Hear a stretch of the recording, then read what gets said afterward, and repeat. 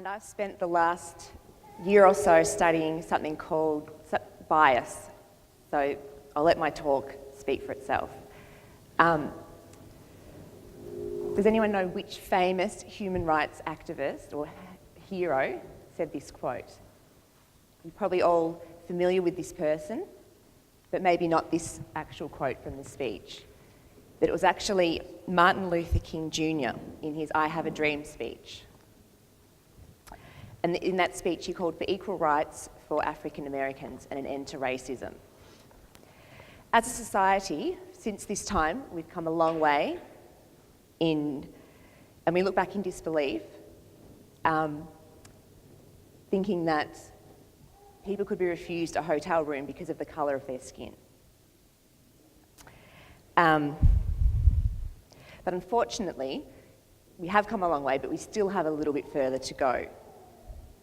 In a recent study, Michael Luker and his colleagues at Harvard Business School sent out 6,400 fake Airbnb profiles to real-life hosts. They were the same requests, same profiles, but some of them had African-American sounding names on the profiles, and some of them had, like Jamal, and some of them had white American sounding names like Brad. The researchers found that the profiles with African American sounding names were 15% less likely to be accepted as a guest by hosts on Airbnb.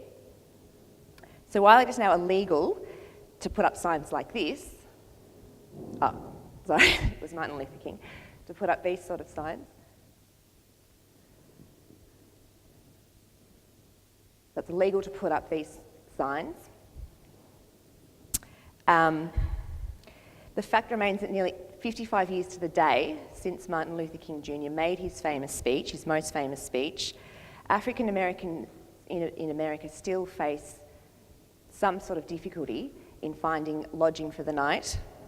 And while it might not be in the motels and hotels of the cities, it's on an online platform that is one of the largest marketplaces for short-term rentals in the hotel industry. So does this study demonstrate that Airbnb hosts are racist? No, it doesn't. That's not what we're saying. While it's possible that some Airbnb hosts do deliberately discriminate against people, there is another explanation for these results. Despite most people's good intentions, people all around the world today, including in Australia, still face discrimination on the basis of their race, their religion, their gender, socioeconomic status, and age even. In fact, research shows that in many circumstances, people can actually discriminate against others without even being aware that they're doing it. Now, signs such as these are a form of discrimination that is out in the open. It's blatant, it's direct, and it's intentional. The people who put these signs up believe that black and white Americans should be segregated. They acknowledge this belief, and then they acted on it by putting up these signs. This kind of bias is called,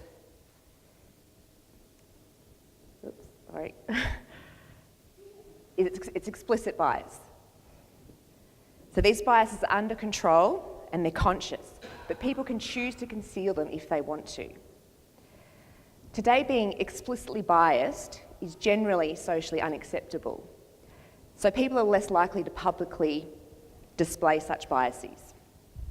Of course, there are exceptions, and I'm sure most of you can think of some high-profile examples of people who do intentionally discriminate and just unashamedly put it out there.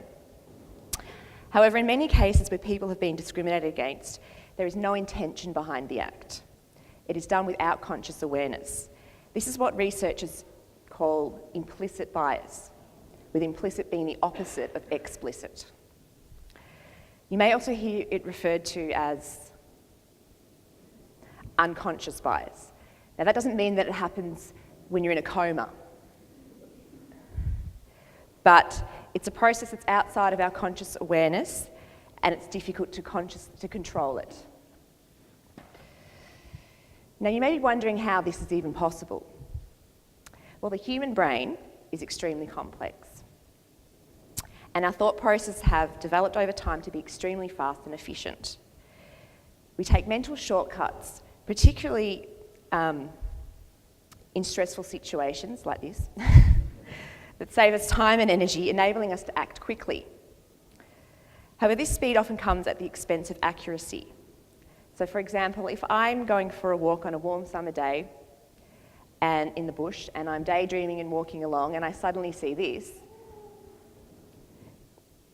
I would react instantly by jumping back, and knowing me, I'd probably scream and run away because I think it's a snake. In a potentially dangerous situation like stepping on a snake, it's the speed of the reaction that's important initially, rather than whether it actually is a snake or not, just to start with. As well as this, our brain prefers our thought processes when our thought processes become automatic. Brains like to be lazy. So for example, when you're learning to drive a car, you have to think through each step that you're doing. So you get in the car, turn the key, check your mirrors first, turn the key, put it in drive, and so forth. Your brain thinks through each step as it does it. But the more practice you get at driving, it suddenly becomes an automatic process that you don't think about. And you can think of other things while you're driving, like, I wonder who the Prime Minister is today. I just can't keep up. In this way, human making can be extremely efficient, but it means we're also prone to making generalisations and assumptions that aren't correct. One way our brain copes with processing information about other people is by using stereotyping. So this is when we make a series of oversimplified generalisations about a group of people. So it could be a whole race, a religion, or even all Collingwood football supporters. This allows us to quickly and easily make assumptions about if it's safe or beneficial to interact with members of those groups, with individuals from that group. Stereotypes are learned from a young age and can be passed on from beliefs from parents, friends, community members, and the media. Repeated exposure to stereotypes causes them to become well established in our memories and internalised so that they become automatically accessible, much like the steps in learning to drive a car, in the way that they became automatic. My first experience of stereotypes was when I was in about grade 5 or 6 in the early 90s. And my teacher had our teacher said to us, "Can you all just draw for me a typical Australian?" And every single one of us, that was about 30 kids, all drew something very similar to this. Oops. To that.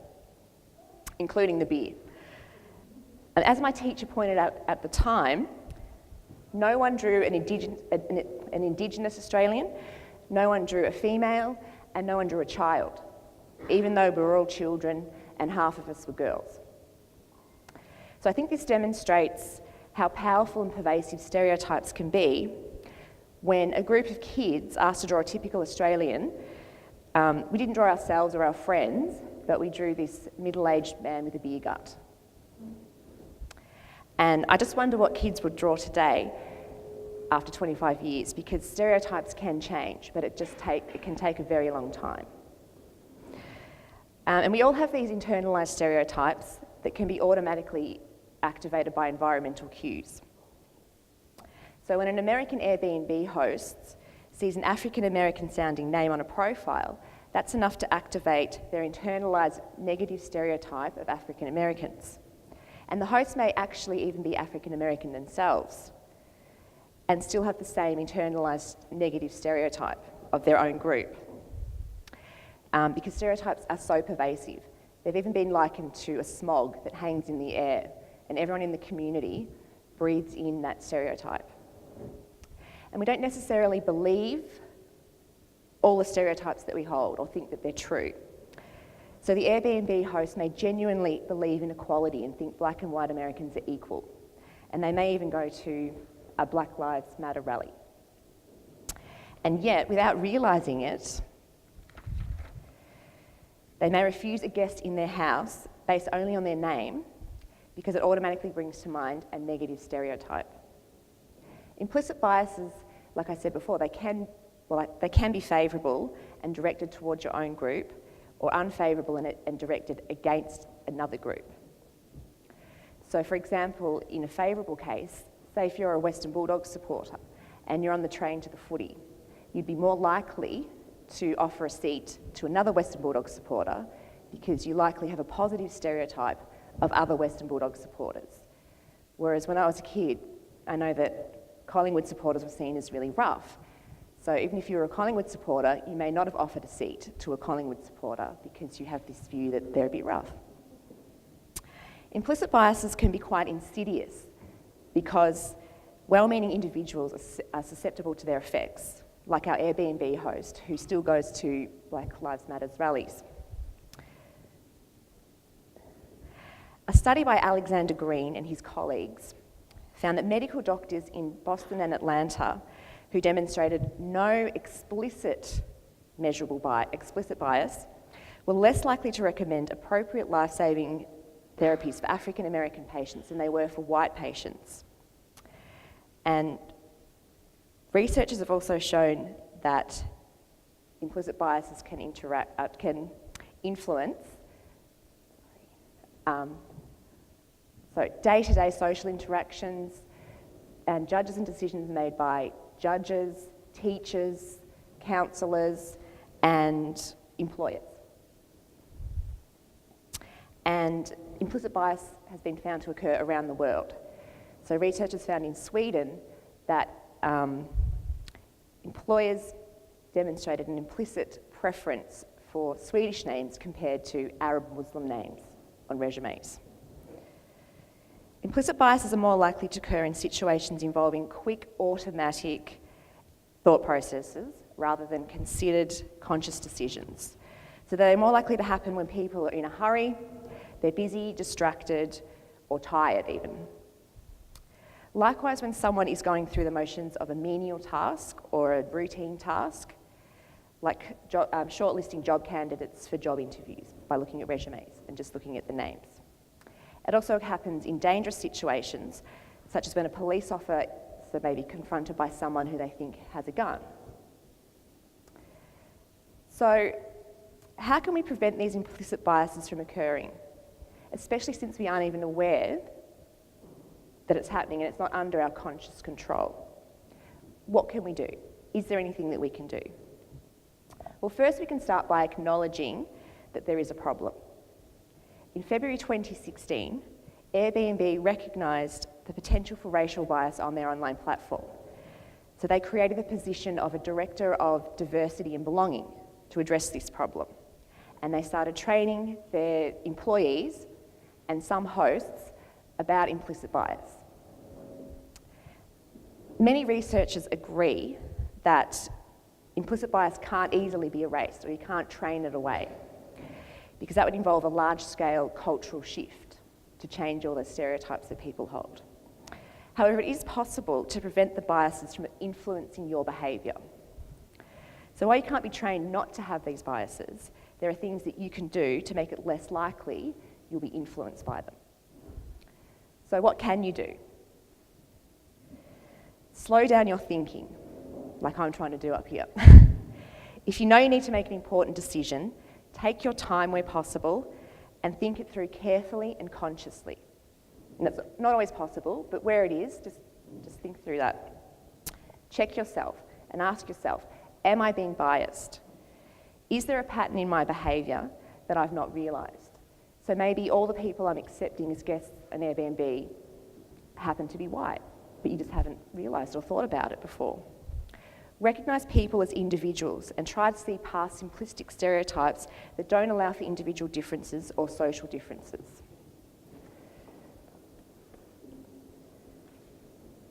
Look for the positive and not the negative in situations or with groups of people. So for instance, if a teacher is thinking, gee, boys are really noisy and disruptive, instead they might think, well, at least those kids are showing enthusiasm.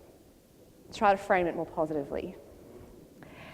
And also, if you are a host on Airbnb, you may consider using a feature called Instant Book, where it's just like a hotel booking, and there's no need to look at anybody's profile or names before you accept the booking. If you would like to learn more about implicit bias, you can check out this website, Project Implicit, online. Here you'll be able to do a reputable psychological test used in research and already taken by millions of people around the world to find out what levels and types of implicit biases that you might hold. So who knows what you might discover? Thank you.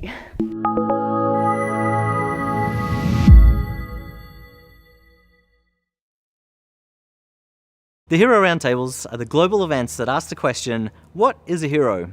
You've just seen one hero talk. To find more and join the conversation, visit our website or social media.